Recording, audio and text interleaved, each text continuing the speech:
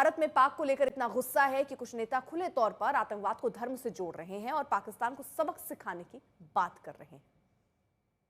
जिहादी आणि जे आतंकवादी आहेत, आतंकवादचा रंग हा हिरवाच आहे हे परत एकदा सिद्ध झालेलं आहे। आपण आतंकवादाला रंग नाही, भाईचारा आहे, गंगा जमुना तहजीब हे जे आम्हाला लेक्चर देणारे लोक आता कुठल्या बिळात बसलेले आहेत हे आम्हीच शोधतोय।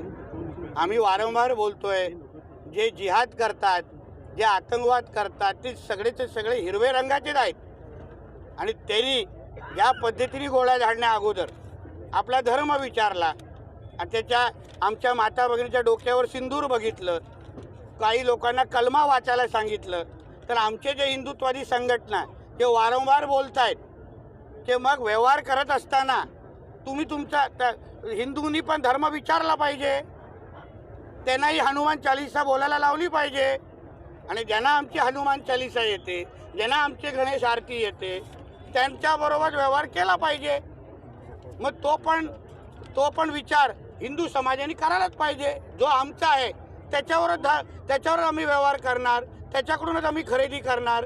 त्यांनी कशी धर्म विचारून गोळी मारली, मग आम्ही किमान कमीतल्या कमी, कारण का बाकी सगळी त्यांना शिक्षा देण्यासाठी आमचे मोदी साहेब सक्षम आहेत, आमचे अमित शाह साहेब सक्षम आहेत, पण हिंदू समाजाने आता एक शपथ घेतली पाहिजे की व्यवहार करीन तर ते हिंदू बरोबरच करीन। भारत के 140 करोड़ लोगों को अभी 100% सोचना चाहिए। जो सो कॉल्ड सेक्युलर सत्ता पर बना रहने के लिए कुछ राजनीतिक नेता हैं और सेक्युलरिज्म की बात गाते रहते हैं, उनको ये भी मालूम चाहिए भारत का बंटवारा, पाकिस्तान का बंटवारा धर्म के आधार पर हुआ था। तो सेक्युलरिज्म का राग तो अलापते हैं और वो बार बार ये कहते हैं कि आतंकवादी का कोई धर्म नहीं होता है। ये प्रूव हो गया कि जिहादी और आतंकवादी का धर्म ही होता है कि धर्म पूछकर उन्होंने गोली मारकर निर्दोष लोगों की क्रूरता के साथ में हत्या की है। तो ये कहीं ना कहीं जिहादी का धर्म उन्होंने पेश कर दिया।